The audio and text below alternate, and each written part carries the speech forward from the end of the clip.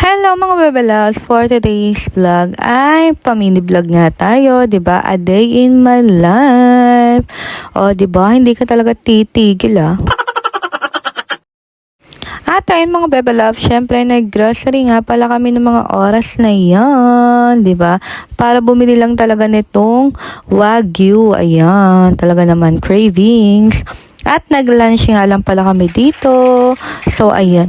Ayan yung mga order namin food, o di ba? Laps na naman yarn.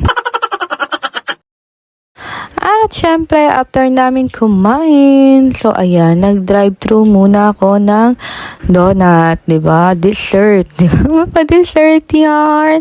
At syempre, kape, o di ba? Iced coffee. Tapos, ayan, hindi pa nabusog. Pumili na naman. Pang-merienda yarn, mga bebe loves. At ayan, kinagabihan, niluto na nga namin yung Wagyu.